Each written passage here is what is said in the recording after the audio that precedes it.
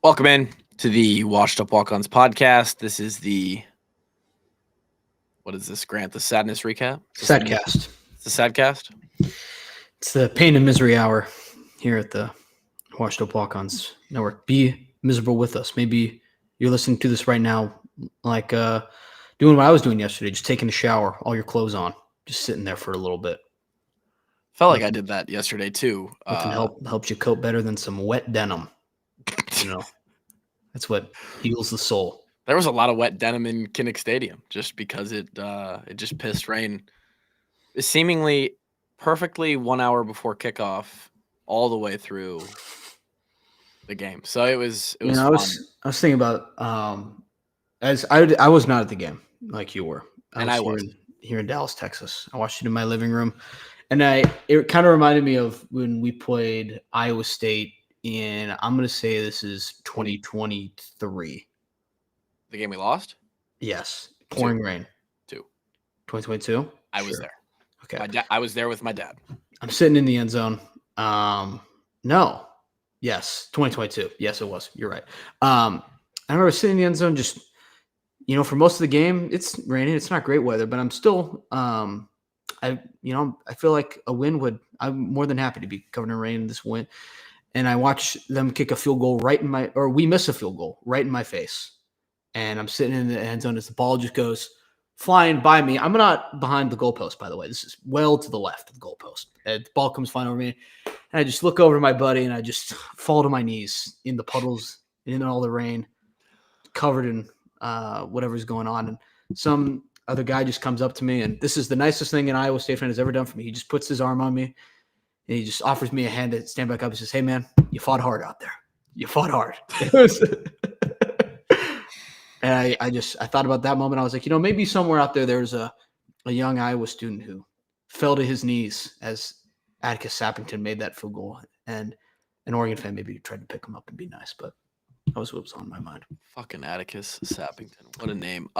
We are brought to you by FanDuel. We'll get to the other sponsors. I'm going to start with Grays here in a second because they provided an incredible spread for the Ward tailgate. Kevin, by the way, is questionable. I'm not sure what signifier or designation you would put for the NFL, the little letter on their name on the pre-game injury report. He said he might make the back half of this. And I'll be real honest with everyone as we get some comments in here, and we're getting some people starting to pour in, as I believe we're the only Hawkeye show that goes live on Sunday nights.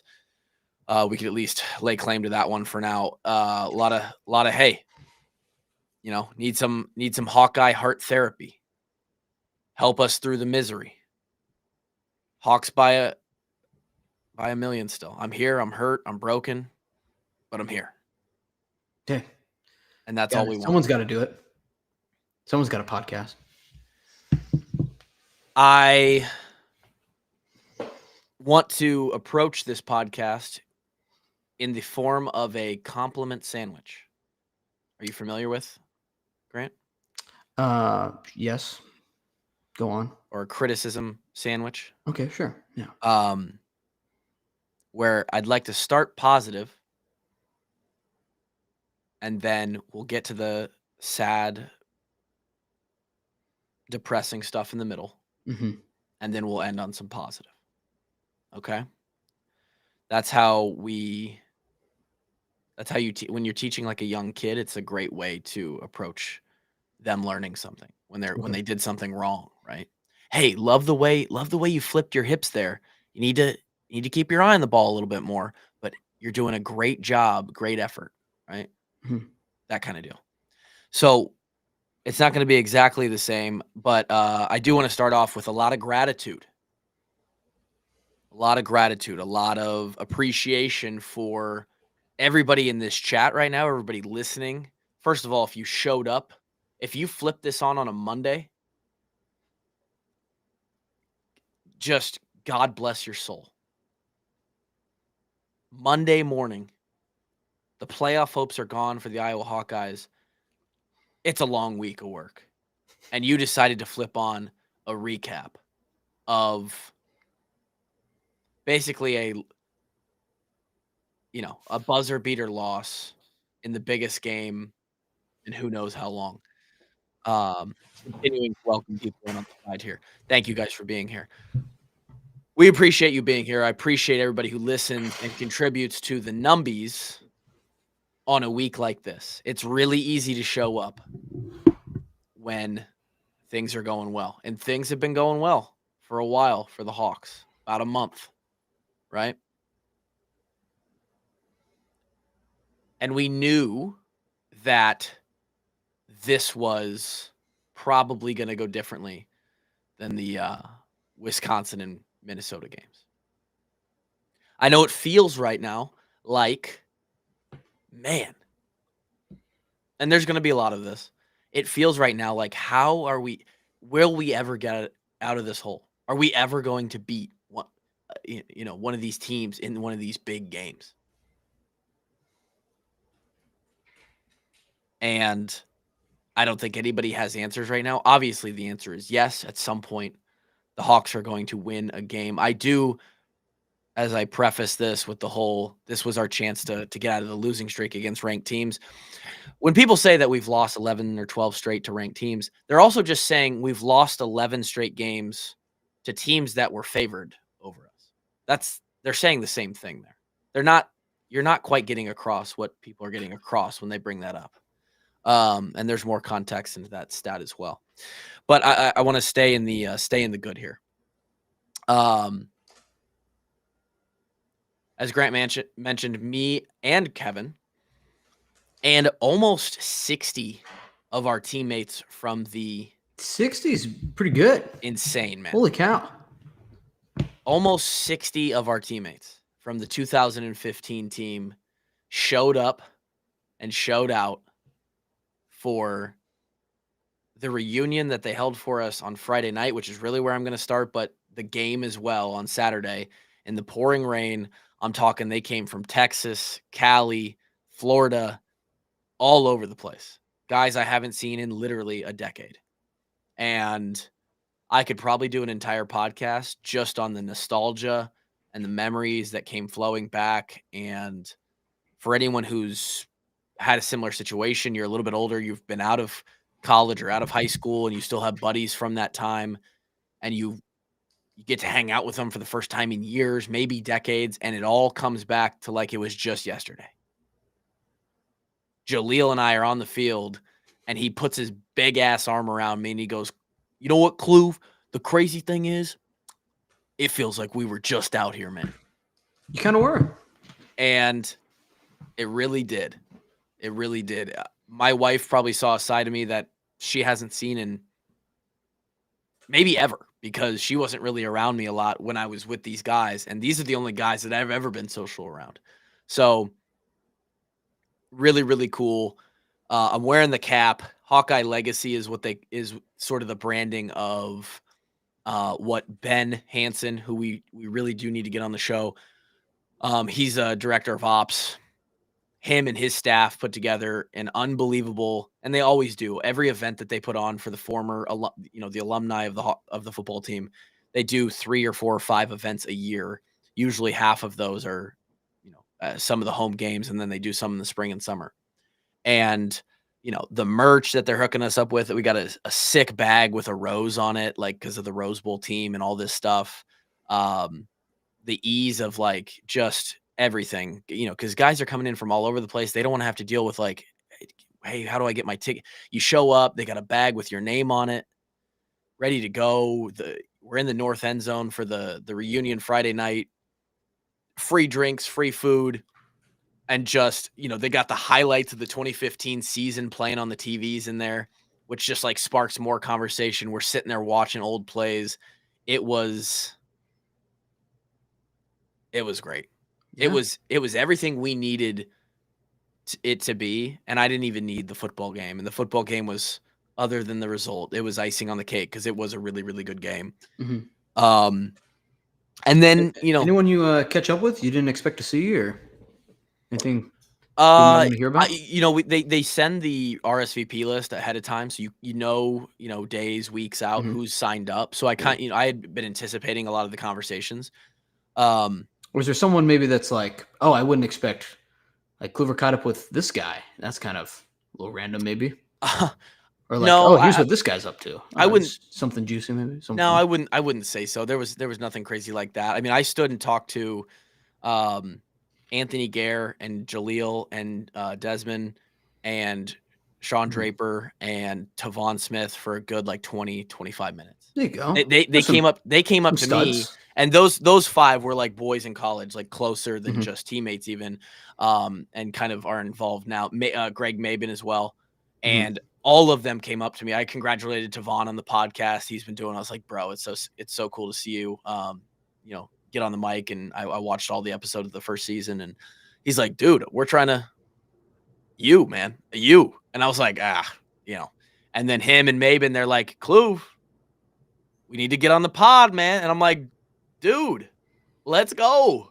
Anytime. Let's record. Come on, seriously. Like I'm dead ass. And so, hopefully we reignited a little conversation with, maybe 5 or 10 or 15 guys that could potentially be on the pod this off season. Or anyone you missed there? It's like, oh shoot, I was expecting so-and-so to be there. Well, T Hink in the chat here says, was CJ back? CJ wasn't back. I think he's still maybe on the IR or still somehow. Hard for the NFL guys to get there. Yeah, like a bye week. George wasn't there. CJ wasn't there. A couple other guys weren't there. It's like, man, it'd be cool to have them back. Drake would have been great. Drake with the last minute, like tried to catch a flight to Iowa City and just couldn't make it work. Yeah. I saw even like a Noah Fant rolled up. Pretty cool. Like not a part of to my knowledge, like wasn't with the 2015 team. No, he wasn't on 2015. Ultra there was freshman. There was 50. So it wasn't just for the 2015 team, the Friday night reunion. It's for any alumni that want to come back. It was heavily, 60 of the 110 guys that were there were 2015 guys though. And then, I saw Keith Duncan, who was in the year after, walking through Kinnick in like the concession area as we had done our thing on the field, and we come up out of the tunnel and are going back to our seats. Big ass Nate Stanley standing right there. We're like, oh my God, Nate, what's up, bro? There were so many people. Hard to miss Nate Stanley in a crowd. Pretty big dude. Dude, he's big. He's still big.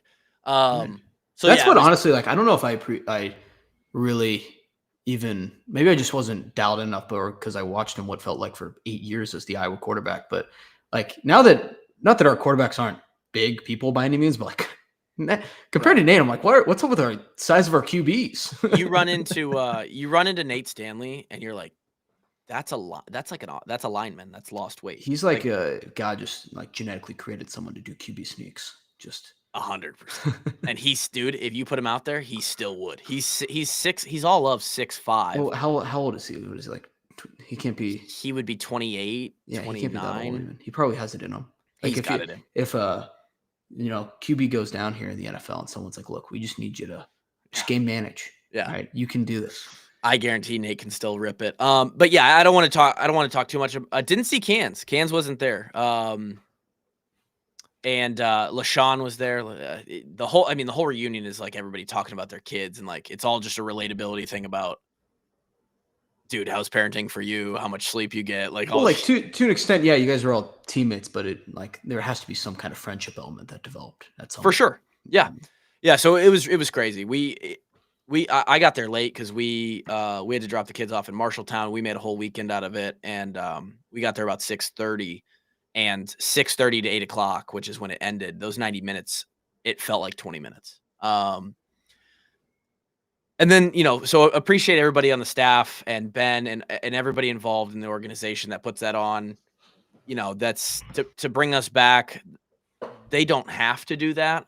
I do think it would be smart for most colleges to bring back their alumni and keep, those are some pretty high stakeholders in the program and in the brand usually. And I know some places do that, some places don't. And it just goes along with everything that KF is and top down, and they bring those guys back, and it's great to be back. And then day of, I want to shout out, all of the fans who interacted with that late pod I did last week. who shared that. I had just a bunch of thoughts running through my head on Friday, interacted with it. Pretty much everything in there that I said came to fruition. Like, it literally came down to a battle. We're hanging around. As much as the Oregon fans online will tell you that they they'll dog. I've seen them. They talk shit all week, and then they dog you and talk about how the Hawks thought they were going to win. Every Oregon fan and their mom was nervous and knows that they got out of there with one and all this stuff.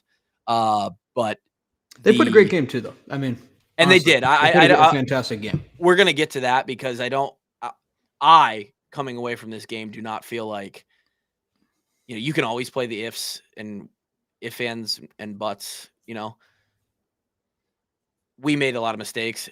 They did too. I feel like it was pretty much a wash. And there's a couple glaring parts of this game where they won the game. You can claim, we did hurt ourselves. I think them hurting themselves was even, and they made the plays when they needed to win the game. I mean, like, even I'm sure we'll talk about it, but like at the end of the day, like when it came down to it, like we had to lead with under 2 minutes left, and when they had to go make plays to win the game, and they did. And they did. I want to we walked out on the field. I just don't know. I don't know if there's another place, and it's because of this show, but it's nothing that I've done. It's really what Drake and Kevin and myself kind of fell into here. I don't know if a long snapper across the country can walk back in onto a field and have so many people from the stands screaming their name.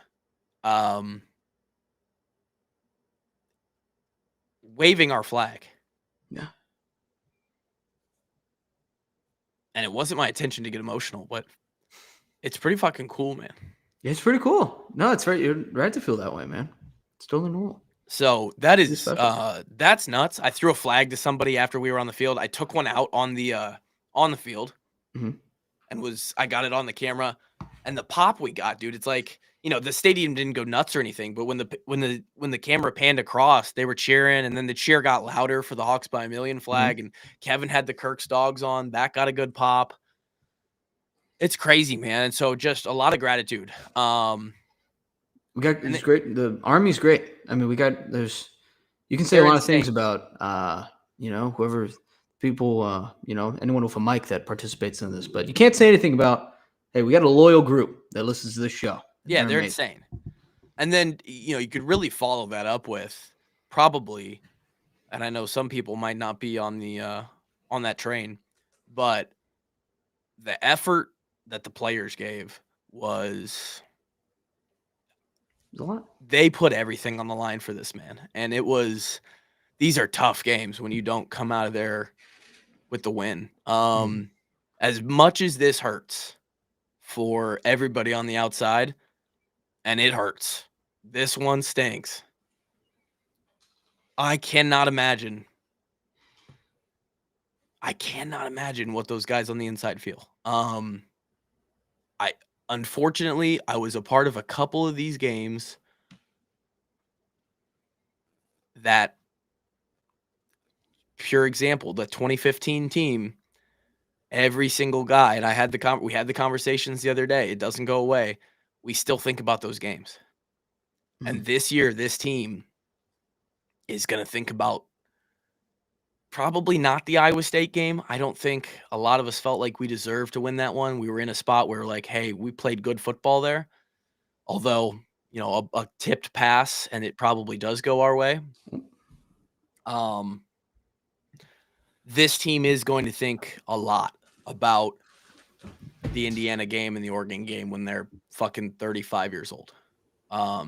Unfortunately, it's just going to be the way it is, because there's going to be a lot of what ifs on this season. Now, my final, and this is perfect timing as Kevin joins the show wearing the Stally brand hat. By the way, we should pull that up. Ike Butker with the new apparel brand.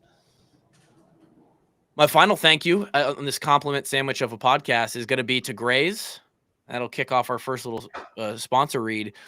Grays came through, man. How many lips did we have, Kev? 50. 50 lips. Each? No. No. bro. No, these are legit. And These ain't your school lunch lady's chicken tenders, man. These are mac and cheese, lips, bro. These some meatballs. meatballs, the tubs of buffalo sauce and ranch that provided for the lips, just out of this world. Pete and Kim, I have constant interaction with Pete going back and forth since they're sponsors of the show, and every month he'll send me a little note, all caps. What was the one say today? We are blessed to be a part of the Walk On brand, like to be involved with the Walk On brand. And it's just like, shit, man. Like, we're blessed the other way. They are doing their, I don't know if it's a new thing, but they are doing Thanksgiving this year. Big ass turkeys, gravy, mashed potato stuffing. The note in here is they're so good that Mary Ferentz serves these exact spreads at the Ferentz Thanksgiving every single year. Pete and Kim don't lie, by the way. So that's high praise. So this little package that they put together for Thanksgiving here in a couple weeks is exactly what Mary Ferentz serves to the Ferentz family. Hawaiian rolls, street corn, green beans, honey butter, homemade strawberry jam. You can pre-order up until 11/24 and pick up on Thanksgiving Day between 10 and 2. You can order by calling them at 319-887-5477 or go to graysrestaurant.com and go to the catering page to fill out the catering form. And for walk-on listeners, we have a special discount. When you call or fill out that form, just use the code HawksByAMillion for 10% off your Thanksgiving order. And you can have yourself a beautiful day. It's going to be the week of Nebraska. Searles had a little communication, said he was rooting for the boys last night. We'll have Searles on that week. Doubt it. So, I think he was. I think he really was. I'm just giving him shit. So shout out to Grays, Gourmet to Go. They made this weekend great for the walk-ons, and they pretty much make every experience that someone has with them great. Shout out to the Swarm as well. We're going to talk a lot about Mark Gronowski and probably that final drive here as we enter the meat of this thing. And he doesn't wear the black and gold without the Iowa Swarm. iowaswarm.com. The collective is still making a huge difference, not just for the football team, but for the basketball teams as well. And they're going to continue to make a difference for the top 10, 15% of those rosters on top of all of the rev share that the schools are getting. It's still going to be a difference maker. The collectives are still going to be the edge that these schools have to separate themselves. And a couple of the guys on that field last night are probably around because of the work that the Swarm is doing. So shout out to them. 6.5 point spread on the FanDuel Sportsbook. I think it started to move a little bit when rumors and confirmations of a few injuries on the Oregon offense started to come about on Saturday. I think it got down to 6. At one point, someone said it was at 5.5. It didn't matter. 5.5 for a hot second. Yeah, and it didn't matter because the Hawks do what they do inside Kinnick Stadium, especially when it's dark, and they made it a barn burner, razor thin edge down to every single margin you could imagine, and that's what it came down to. Hawks lose 18-16, heartbreaker. I've been to 2 games this year, and they were the Indiana and the Oregon game. I know Kevin was at those same 2 games as well, but have you been to all of them at home? No, the only one I actually got into the stadium for was Minnesota in addition to those 2. Okay, so at least you had a good result there, but man, 2 experiences in Kinnick this year, and it's just been absolute right there. Rip your guts out. I mean, and that's what this is going to be. As you heard on my little, primer the other day, which was very scripted and sort of outlined for my thoughts because I had sort of a through line there. This one is not. This is sort of raw reaction, but one day later. And I personally, I don't know how you feel, Kev. All day I felt fried. Today or yesterday? Today. Like just from, and a little bit was like I traveled back to Marshalltown, woke up, then traveled back to Waukee today. So there was a little bit of travel in there, but like those 4 hours in Kinnick yesterday fried me, man. Yeah, man, it was an emotionally draining day for sure. There was highs and there was lows, and it takes a lot out of you. Not all that dissimilar from being a player, if I'm being honest. 100%. 100%. Yeah, the physical bumps and bruises aren't present, but a lot of that like CNS sort of fatigue is. And, I said before you hopped on, Cab, I just emotionally, you and I know exactly how these guys feel as they walk through the door of the complex today. It's a fucking knife in your chest, dude. Yeah, I mean, just go listen to the Indiana recap. It's good. It's the exact same feeling. Maybe this one's a little bit worse. It's your second Big Ten loss. You're pretty much been eliminated from the playoffs. So, the big goal of the year, the big goals of the year officially have been crossed out, like unattainable at this point. That's always a knife in the chest, like you said. But at least they can hold their heads high that they left it all out there. Like they left it all out there, man. And it's not like they just laid a dud out there or anything like that. I don't know how you could watch that game and think they didn't. I know that the one glaring spot in this game that we struggled was Oregon ran it down our throat. Yeah. I don't know what the odds on FanDuel would have been for Mark Gronowski to have more passing yards than Dante Moore in this game, but that would have hit. And I don't, Oregon, it's not a surprise. It's not like it came out of nowhere. Oregon's run. I think Oregon came into this game running it for like 250 yards or 300 yards a game, as pretty much matching their passing attack. 13 of 21, Dante Moore. Whittington. Right. Pretty good player. It was 112 yards in the last drive there. This Whittington guy can he's got Western Kentucky legend. No, Whittington. He can absolutely fly. He didn't have many where he got out into the open space for like 20 or 30, but his acceleration, it was scary to watch on a field level. We were fortunate that, the program got us tickets down sort of in the 10 to 15 row range. So we were pretty close, and to watch him grab a handoff and take off, I mean, he gets vertical quick, man, and he runs hard. I know that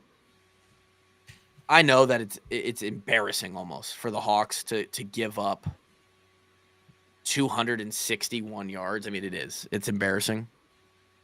Not too bad overall. Like when you consider the total yardage, we only gave up 370 to an offense that averages 150 more than that. But giving up 7 and change yards per rush, it's pretty demoralizing for a defense. You're just getting gashed, and everyone saw it. We did. They have a different sort of too many a couple big plays, especially one where we just didn't account for the quarterback. Yeah. But it was mostly like they were fine. I'll give this them very patient back. Yeah. Very patient back, waited for the seam to open up and would hit it. It was tough to bring down. And the assessment or the processing of this specific part of this football game online is, I get it. It's frustrating. But when we say, like when people start to use the words embarrassing, pathetic, like stuff like that, we have to remember too, this offense, and I don't even care about the receiver that was out. The tight end, I think, did make a difference. There's you could argue that, they were handicapped a little bit with some of their offensive weapons out. This offensive line, this running back, this quarterback, the other wide receivers they have, they're a bunch of 4 and 5. Like, they beat us. They're among the highest paid players in the freaking country. Well funded, right? Like, it's not an excuse, but yeah, they the Hawks went out. held their lowest point total all year. They haven't scored that little in a game this season. And they're damn good. It's not like we just, oh man, we let them have their best game on. Like, these guys, this is what they do. They're a really good football team. It's not an embarrassing thing to lose to the number 9 team in the country. Like, so sucks, hurts. Yeah. It's not embarrassing though. Man for man, those 11 on offense, as good as our defense is, they're just it's a different level of roster talent there. And our guys fought hard, man. Deshaun Lee with the pick. On the what if side of things, you can go back and forth. I mean, this thing did not start good. And I didn't even see it. Or I saw the first one, I guess. That was high, and we barely got off. And we gave them great field position to start. And I'm sitting there and I'm going, Jesus Christ, here we go. And then immediately you could tell, ooh, that ball's slippery. I don't know how much we're going to I don't know if Moore's going to be able to throw it. Receiver drops it. It slips out of his hands. It's going all over the place. It's not spinning the same. And we force them to punt. They give it back to us. We have to punt again. I've got these college kids that are trying to stand in front of me. I'm halfway looking around. I'm halfway not. And I we're all sitting next to each other, the 60 of us that were back for the 2015 team. And I'm talking to somebody and I look and all of a sudden I hear I look around and Dakin's chasing it in the end zone, and everybody looks at me. I like the worst time to be the former long snapper who has a pod. Like, bro, the amount of people who tagged me and said, "Hey, get your pads on. Hey, does Kluver have eligibility left? Hey, can Kluver go down on the field and coach these guys?" Like, again, I appreciate it. It's it's flattering. I looked around at all the boys and I was like, I'm real glad it isn't me because I don't know if I could do much better. It's hard to snap the football. I will say this. It shouldn't be that hard. I still haven't figured out what happened on the one that ended up as a safety. It was really, really wide, and it looked like we were taking steps out in a rugby sort of fashion, but I don't know that for sure. The snap was... LeBron James couldn't have come down that. It was so far out there. I don't know, man. And Michael Jordan could have, though. I'm not going to dive into the specifics of like why it was like no one cares. It was a bad snap. It cost us 2 points. And that specifically is one that you can look at and say that we kicked it off to him the next play anyway, which we were punting when it happened. So it essentially is just 2 free points that you can't really what if on their side. There's nothing to equal it out, really. It's just a free 2 points. It was given in a vacuum, and the fucking score ends up being a 2-point ball game. And I understand that's like early in the first quarter, the butterfly effect of how we go about kicking field goals or scoring touchdowns and all this stuff changes, and the score is likely not exactly the same if it's 0-0 still. But that one really hurts, and I think maybe even takes on another life of its own as a former guy who's a long snapper who knows now what that kid is going through. I mean, that's enough to have some pretty dark thoughts, especially with the kinds of messages that he inevitably certainly got on his social medias. Yeah, I might want to delete the Instagram app for a little bit. Yeah, I would. My only advice would be to just get off. Not that he deserves that, but you just like tell your buddy like, "Hey, here's my passcode. Delete the app off of my phone." Maybe you just take his phone from him anyway. I would say just like maybe don't look at your phone for a long time. So yeah, man, that hurts. Yeah. And that's a rough spot to have the first. I couldn't even tell you. I mean, going back through me or Elkin, even Spiewak for a year in 2020, Subert, who was there and was going nuts this weekend, and then me, and then Kate. I don't know the last time that there's been one that just the punter didn't even have a chance. Like it was by him before he could even figure it out. And that's a really, really rough spot to have it happen against the Oregon Ducks. And I was just giving both those losses, man, just gave them 3 points. Yeah. Just right off the start. Yeah, I mean, and including throw the Penn State game in there too. We gave them 7 off of a field goal at Penn State as well, or against Penn State. It's not good. And I told Lauren as we walked into the stadium, I said, I am really concerned about the special teams today. Something is going to go wrong, like on either side. I'm not saying it's the Hawks or the other team. There is going to be a wet ball situation where Weechin drops it, or we get a chance to slip by one of their guys on their punt and block something because it's wet and shitty out. And it happened, and it was on our side, and I'm just like, heart is just on the floor. I mean, Weechin's had a few good returns this year, obviously. Other than that, special teams really hasn't been an edge for us this year. Outside of his good returns, and he's had some that haven't gone to the house that are still like really, really good. For sure. Yeah. Outside of that, I would say it's been. I mean, field goal kicking. Yeah, we have a monster leg, but I don't know what percentage is. It's nothing crazy. No, it's not good. 75%. Punt game's been lacking. We've had a couple issues there. Punt return, yeah, we got say bright spot there. Kick return, bright spot there. But yeah, kickoff, I mean, do teams even return kickoffs against us anymore? So. No, I mean Oregon didn't try. They were never going to. So we start bad, and again, like we kind of honed in on that just because it's me and a long snapping issue. But I'm not going to go through the entire game. But it was back and forth, man. Right before we got called onto the field at the end of the first quarter, they score that touchdown. They go up 9-0. Yeah, all the guys like, oh, kind of sucks to be doing this right. Yeah, we're like, oh, great time to bring them out. Hey, 2015 team, we're now down 2 scores, but here's the undefeated 12-0 2015 Hawkeyes. Maybe good time. Get the crowd juiced up a little bit. Yeah, we give tried. them something to get fired up about. Fuck. But then, hey, right about the time we get back to our seats, we're spread out. We get a little DJ Vonamy. Dog.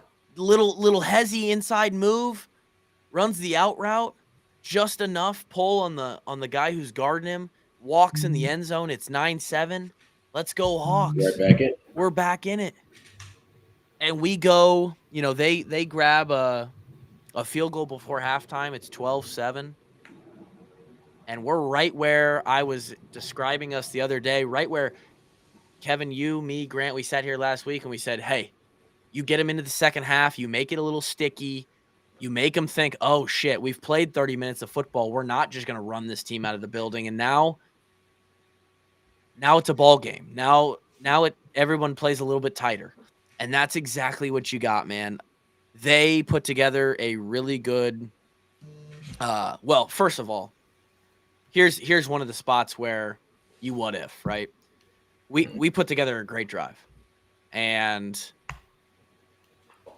Leicester, I don't know how you couldn't be excited about what Leicester. This is an unbelievable defense, college football defense too, by the way. And Leicester's putting together some plays and some actions and some stuff to get people's eyes going different ways. We run this little like fake toss play, mini toss back to Weechin coming.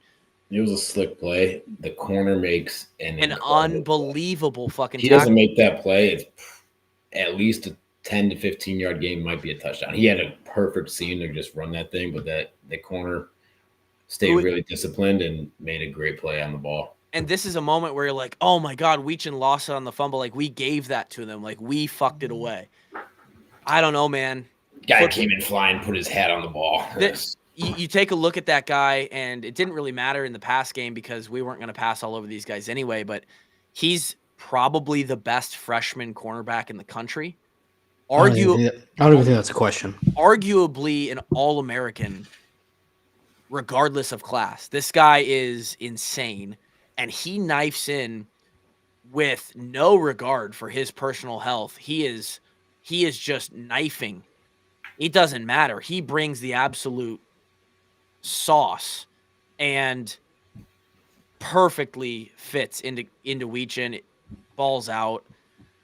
And Kevin's right. If he doesn't make that play, if he's not an elite athlete and just makes a play there,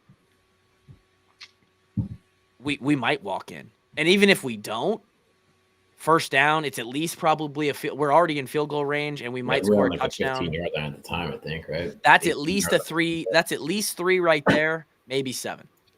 Mm-hmm. Now, again, more yeah, through you can play it on the other side too, right? They threw a pick in the red zone too, but still, literally caught. Lee catches it in the end zone. If he catches that, that's 7 for them. We play that game, right? So again, I'm not saying that sways our way, but that hurts. It's a major play, major play in the game. There's another play for them where I think they were actually trying to run like a little leak. Montgomery was one-on-one with the receiver, and Moore really flashed like a play action, and he got stepped on by a lineman and fell on 3rd and 2. Yeah. And then area of the field where they were definitely going to go for it if they didn't get it. And they only got 3 out of that drive to make it 15, whatever at the time, 15-12. Yeah, go 15-7, I think. Or 15-10? 15-10 because we had kicked a field goal. Yeah, that makes it 15-10 instead of 19-10. So there's a lot of these back and forth, right? And then you look up, the Hawks are down 15-10. We've got the ball back with about 9 minutes on the clock. And I turned to my wife and I said, well, we have to score a touchdown. We need basically 100 yards. I think Weechin Fair caught the punt on the 7 or something. And we only have about 100 yards so far today. And this is why you get a new offensive coordinator. This is why you get a guy in the portal at quarterback. When nobody thought it was possible, they engineer a drive, march down the field, and do it. They do it. Like the Iowa Hawkeyes The in the fourth quarter offense. against a top 10 team had a 93-yard drive with under 2 minutes left. On pressure situation. Conversions, a 4th down conversion in there, which was a pretty slick little concept right there. Kind of fake the sprint out. Vonnegut gets it. Pulling back to the middle. Find Van Der Zee underneath. He falls forward for about 10 there. There's a huge, before that, the Vonnegut completion for like 30 or 40 on like 3rd and 5, big third down. Like, guys are getting open. We are scheming people open. By the way, not to mention on both those plays, the amount of time Gronowski had to throw the ball is like insane. They get down in the red zone. We run this weird little like pot pass, Tebow jump pass where I think Van Der Zee was supposed to go out on a route and he just didn't. I don't know, man. It looked like somebody tried to release way late, like after the ball was already thrown. Like the timing was way off. Way off. And it's a 3rd and 3 at that point. You're like, oh my God. And we decided to. And by the way, the first thought I had after the game was like, if we run that and get stuffed, the clock just ticks for another like 30 seconds. And like ultimately we gave them too much time. And if you run it there, maybe you go in. Yeah, you can play that game in your head, but I know you gotta be like touchdowns first. I know we gotta score. I don't care how we score. If we score right now in 1 second, like you can't be thinking that far ahead. Like you can't sacrifice what your ideal play call is for what happens. Yep, and Lester is he's doing all kinds of things, man. And there it is, 4th and 3, Iowa's playoff hopes on the line. Couple timeouts, a TV timeout. We got all the time to think about it. What are the Hawks going to do? The big bad Oregon top 5 defense, top 10 defense. Iowa can't score touchdown. Like what? We spread it out. And Mark Gronowski gets it fucking done. Dunker on the right side, washes his guy. the spy on the quarterback gets caught underneath and just has to watch Mark walk in, hit a 6-7 celebration, and the Hawks are up in Kinnick with under 2 minutes to play. I saw a lot of I saw an Oregon account tweet out too that they were like, okay, now that the game's over, I had goosebumps after like watching the broadcast of how loud that stadium was after Mark scored. It was everything you wanted. I felt the same way. It was everything you wanted. And the problem is that when you can fair catch it and get it up and get an automatic 25, and we don't get that 2-point conversion, which at first, like in the stadium, was called good, and I wasn't really even close, I don't think. No, yeah. we didn't think it was good at first, and all of a sudden, like the ref goes up, and I'm like, ah! Yeah, like okay, that's great.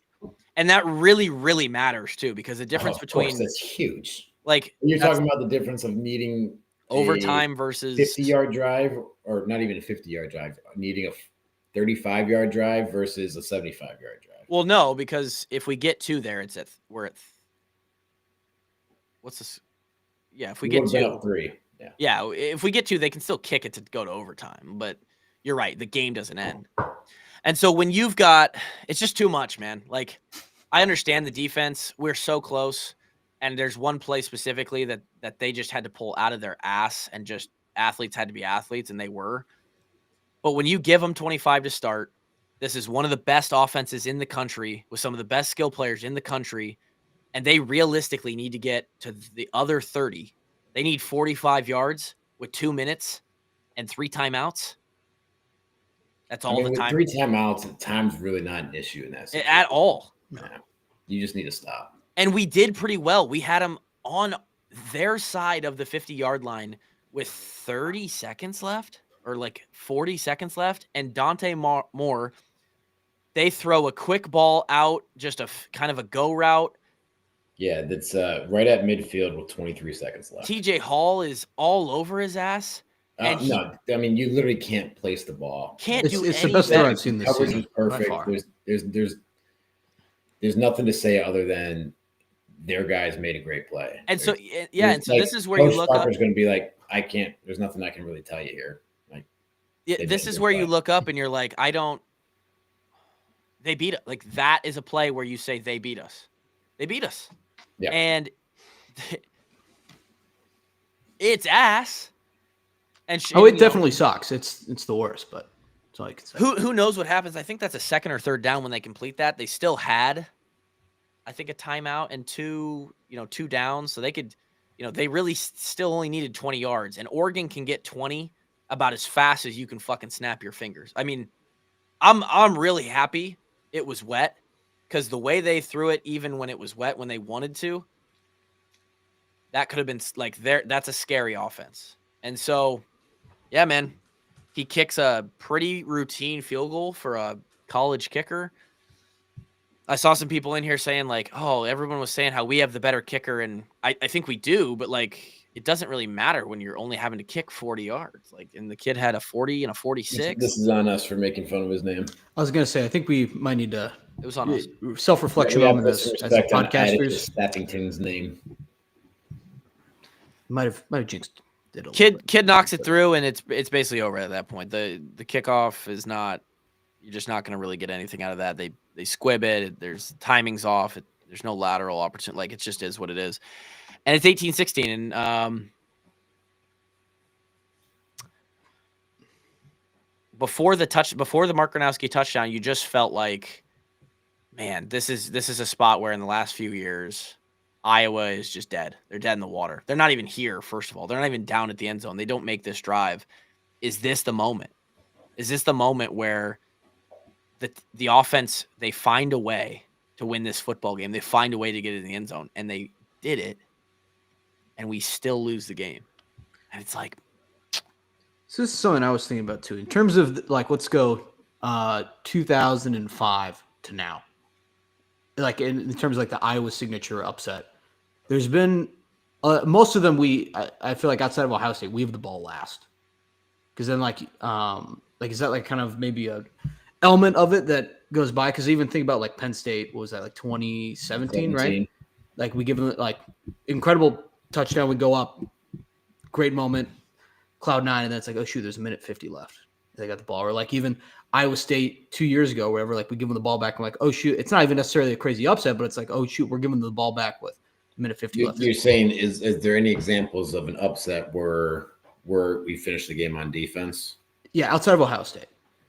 Because I saw like they showed like the Murray field goal against Penn State. I think that was 2009. I'm going to say late 2000s.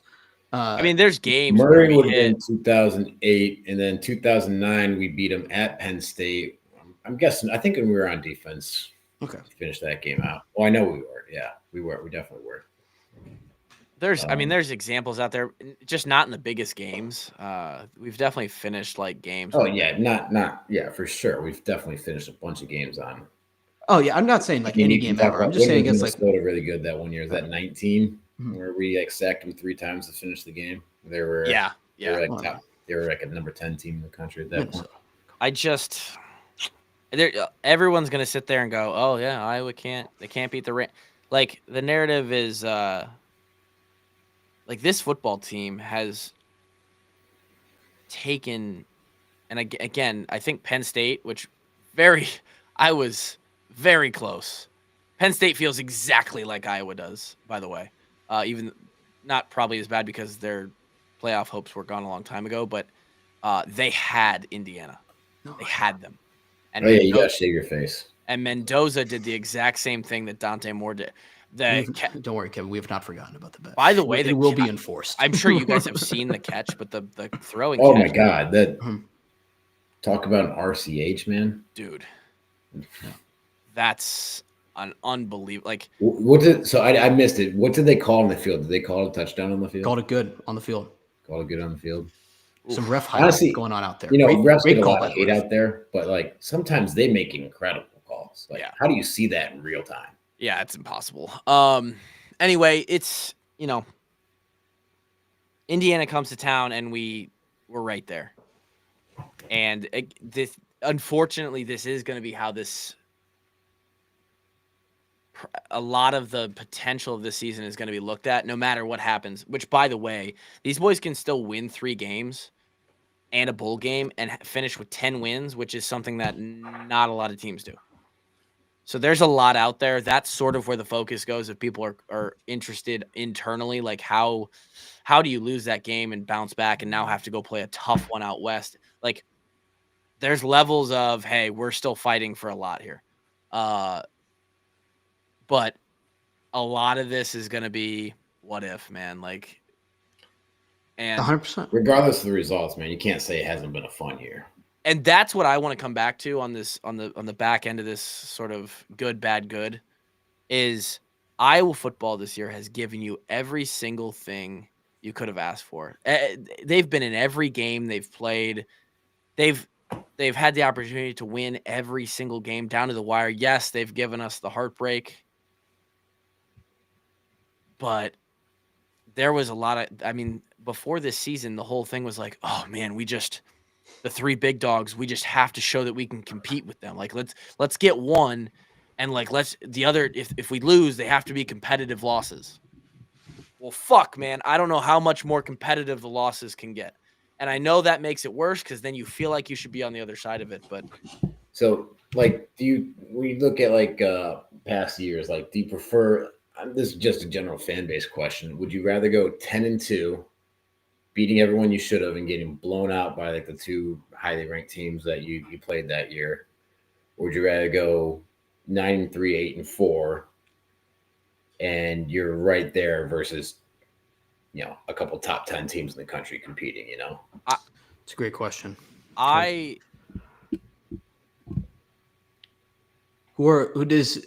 are the trophy games, if any, are included in those 10?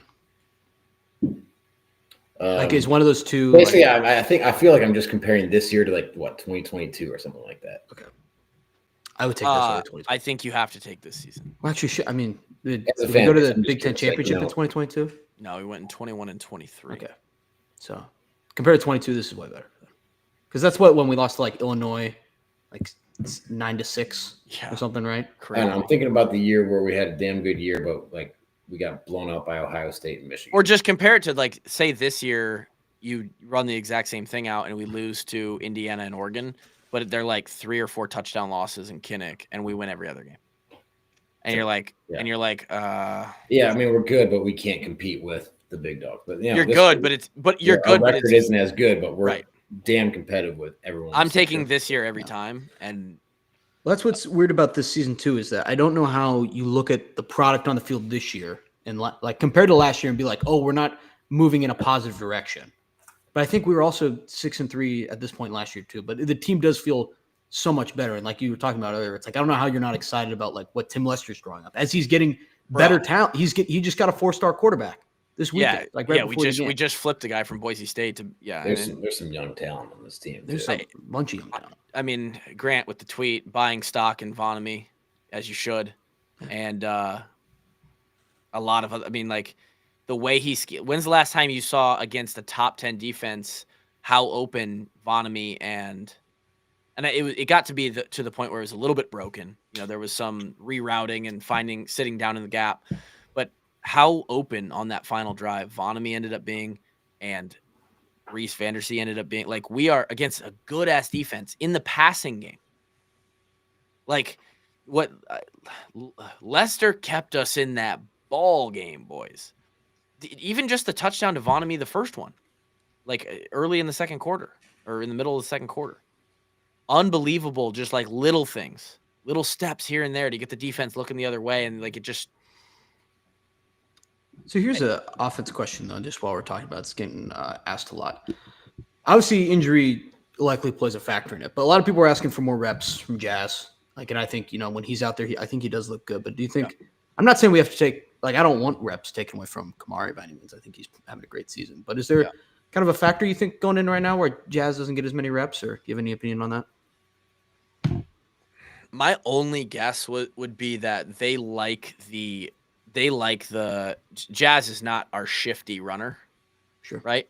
Jazz, once he touches the ball, is downhill like a freight train. There's not a lot of even really putting the foot in the ground and trying to change like one direction. Like, it is downhill, I'll run through you. And I'd have to agree. It's easy to say like, whoa, if we had Jazz, you could have run through some of the.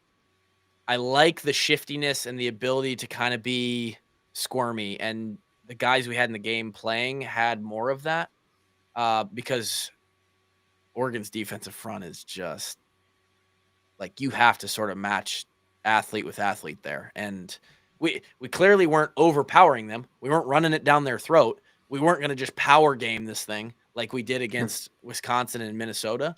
And so for anyone saying like, oh, we should have had Jazz in there to just, bring the strength, bring the Mack truck. Like, I don't know if that's how we were going to beat Oregon. We ran for 100 yards, 101 yards. Like, yeah. So I don't know. For anyone who wasn't there, the conditions were bad. It was wet at times. It was cold. At times it was a little bit gusty. I don't think anyone sat down the entire time. No one wanted to sit down. No one wanted to sit down. I didn't, frankly. I didn't sit down a single minute because you're not going to just sit in the puddle. And yeah, man, I don't have much else to say. Don't throw shit on the field. Yeah, I saw that at the end. Like,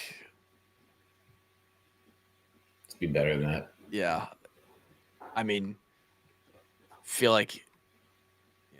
Probably in one ear out the other. It's a bunch of drunk people who don't give a fuck anyway, and you're not going to be able to get that through their heads regardless. But they did find I don't know if everyone else saw it. They did find the guy that went missing. Yeah, that guy like went missing from his group. Ended up in Des Moines. What? Yeah, I don't know what happened there. It's a good thing that he was. Apparently, they just said the Des Moines police like helped find him or something like that. Yeah, I'm not sure what happened there, but just glad they found him. It's a good thing he got. It's chaotic after those games, especially bad weather. No service. I mean, yeah, we've all been there. Mm-hmm. I've never accidentally strolled over to Des Moines though. Just hitched a ride, Could it just be they send over like some of the Des Moines Police Department to help out with big games? Maybe. I don't. Is that maybe an element to it? No. I don't know. The God, again, like anyone who's here listening to this as a fan, it's hard to even show up to this. It's like, how do you then like buy back in emotionally when we're gonna go out and play USC, where we are the exact same FanDuel dog now away. Saw a 5 out there. Oh, did you? Drop a little bit? I saw 6.5 to open. And you're like, well, we don't play it good out west. Think about UCLA last year. Like USC still in the hunt, right? Washington goes and gets beat by Wisconsin yesterday. Wild. So now they're out, and it's basically down to, Indiana and Ohio State big dogs at the top, and then you've got Oregon, USC, and Michigan, who are your 3 teams that are still fighting for, a chance. So USC's got everything in front of them, and they're going to be fighting tooth and nail. So this is another one. I think we definitely have a chance. I don't feel. I'm more worried about just record or history in Southern California is not amazing. It's just not great. Yeah. It's just that's just a fact. But also, if I do recall, the last time we played the Trojans was in Southern California. Who whipped that ass? Okay, they might remember that too, so they might not be super excited about that. But so yeah, there you go. It's we'll be here. We're still gonna be here. This one hurts like a. Take time to do what you need on Monday. Yeah. Hey, if you gotta, just get angry for a little bit on Monday. Maybe not at your family, but maybe a some stranger cut you off at the market. Just be like, "What the hell, man?" Let's let it out. You'll never see him again. After I recorded that pod on Friday, I then listened back to it while I was working out afterwards, and I was doing a front squat. Hold on. I'm sorry. Hold on. Time out. You listened to yourself. I did. While working out. Is that he recorded the podcast just to pump himself up. Kevin, is that normal behavior? It ended up working like that. So the reason being, Grant, was I flipped that on and kind of was like, I just need to get this out. I'm feeling the emotions and the ramp up of this game. And then after I put it out there, I was like, did I sound like an idiot? So I that's why I flipped it on. Okay. But I was like, I felt good about it. I felt like, that was a good, and I'm talking about lock the gates. Now you just can't leave, right? And I'm doing a front squat. It was a heavy single rep. And it was I could miss this if I fuck around and don't lock in here. And while I'm doing the front squat, I'm in the mindset of we're playing Oregon tomorrow. In my garage, if someone was walking by, they would have heard, "Bring it, Dan Lanning! Lock the fucking gates! Bring it! Let's go!" I'm literally yelling at Dan Lanning in my garage on Friday, lifting weights. I was like, I've fully gone too emotional here. So, yeah, probably could have used a Big Grove beer to just settle myself down. Just bring myself down. I know a lot of people. Shouts to the Big Grove. A lot of people frequenting the locations this season. A lot of good feedback about the Big Grove product that they're putting out over there. They do great things. And the Hamburg, I'm sure this morning was just packed. Josie said that he tried to go a couple weekends ago and he was the honorary captain for Minnesota, could barely get in the door, pumping out pie shakes over there. And I wish we would have had a shake and bake moment of the game where Weechin took it to the house, brought to you by Hamburg Inn, but we didn't.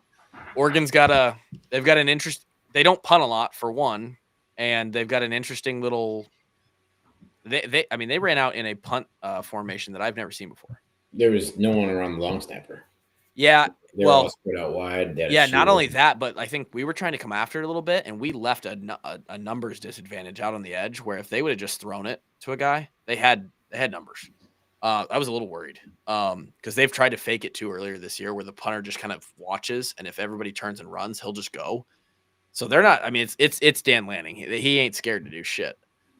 Didn't really give Weechin much of a chance, which is exactly what they were trying to do. So we'll be back for the iColt show on Wednesday, preview USC Wednesday night.